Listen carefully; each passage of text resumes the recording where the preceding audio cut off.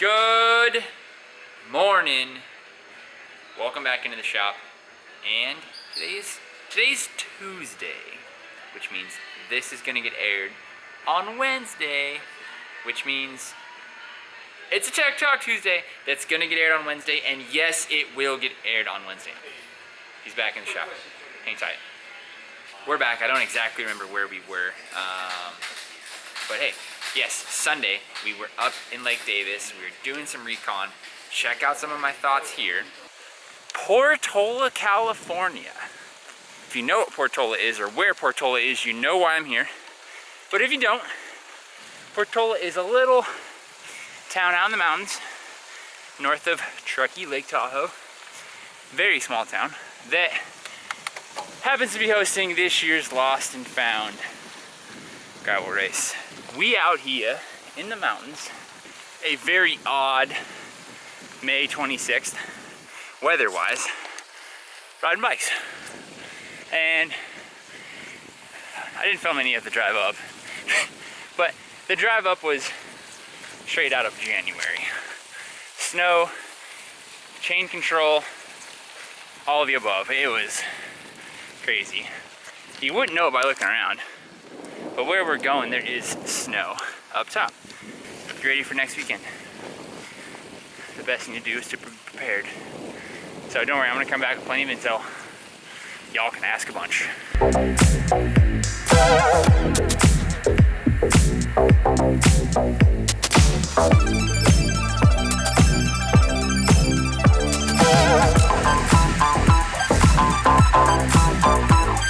Big climb. So the first climb is a roughly 11-mile, 2,000-foot vertical climb. It's steep.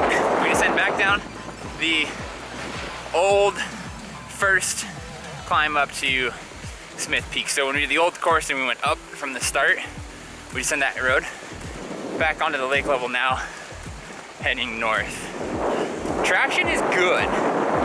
Definitely not considered it being slippery, but it's very heavy. Very heavy. Spongy.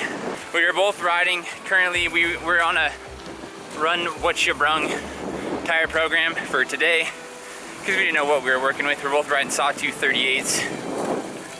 So, on the narrower side, I still would highly recommend 42s. So, I kind of wish I had that double that he has though. Kinda. That climb is steep. Oh, big hole, big hole. Hello. Right now, if that stuff doesn't go away, and that puddle right there doesn't go away, it's gonna be spongy. I think the sand from the trail may have destroyed my screen.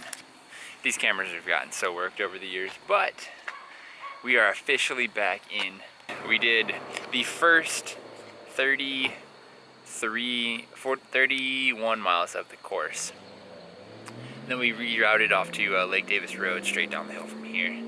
40.5 miles on the dot, 3 hours and some change moving, 3 hours, 40 minutes total. All right. So what exactly did we discover, right? Well, one, it's not actually that muddy. It's not that muddy. Smith Peak, the first climb as you roll out of town, is high enough to get snow, but on the descent, it's a north-facing slope. It's super wet, super watery. It's like a river. So, tech point number one. I would recommend riding a fender. I really think I'm gonna be using one, and I mean like a proper fender. I'm thinking something that is gonna keep you from swimming in your chamois because it is a river of snow runoff for the whole descent.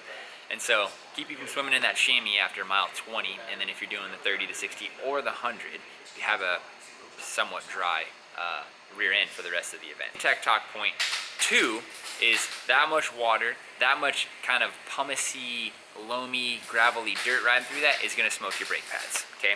Now, bring in the metal brake pad. These guys, full metallic. Now, you probably say, hey, I've had great longevity out of my organic pads, never had to replace them but like once a year, right? But what if this is the one condition that you smoke a set of brake pads? Again, if you follow on Instagram, You know, last week we did a wet ride here from the shop. We rode for like 2.5 hours along the river here. The river is crazy sandy, and it was like riding wet sandpaper, non-stop on your brake pads. Nothing to do with the performance of the brake, just strict environment-based degradation of the brake pads. So don't be the guy that runs out of brake pads 25 miles in. Swap these out. These will last you much longer. Talking point number 3, tires, right? Now, it's rugged up there. We already know that. The website recommends something above a size 40C tire. What I was planning to ride and recommended most folks riding, and I think would have been the fantastic tire to ride, it was the Pathfinder 42, right? But you guys bought us out. We ordered 24, and you guys bought them all out. So I'm not gonna be doing that. I'm probably gonna go to my trusty Sawtooth 42 from last year. Is what I'm gonna ride. We'll see. I think there's also a new Tracer 42, which is kind of piquing my interest as well. But first and foremost, air volume is key, right? It's rugged, it's rough, it's gonna beat you up. The cushion of that 42C tire is gonna be what you're going to want. Traction is there, it's wet, it's pumicy, it has it, it's got good grip. The flatland dirt is hard packed, fast, ripping. This would have been the one. This is literally the last one I have. There's one of this, and there's one of this, right? One color of each. So I mean, if you wanted to have mixed match tires, you could, I guess. I'm not sure which one of you, if you watch the vlog, who bought only one tire. The Sawtooth 42, fantastic option.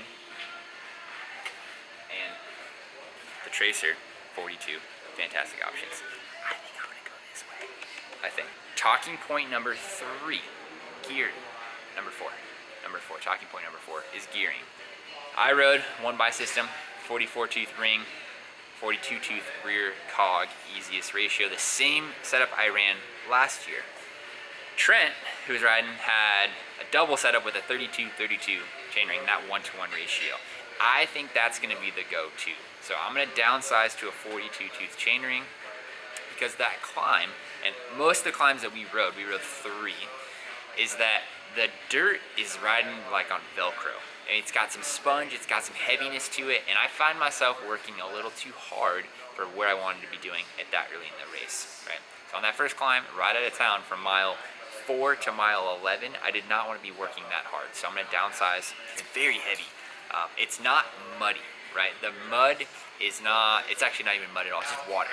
I'd downsize. Think about your gear ratio. Maybe go 1 tooth down, 2 teeth down, but 1 size chainring down. So hopefully you enjoyed this Tech Talk Tuesday that's gonna get aired on Wednesday. I'm gonna try and combine this and make it quick and fast and short. And this is at the end of the video, so if you've gotten this far, you actually know that it was probably not that case. But I'm gonna edit this. This is gonna come out on a Wednesday. Just hit that thumbs up button for just make me, hopefully you're proud of me.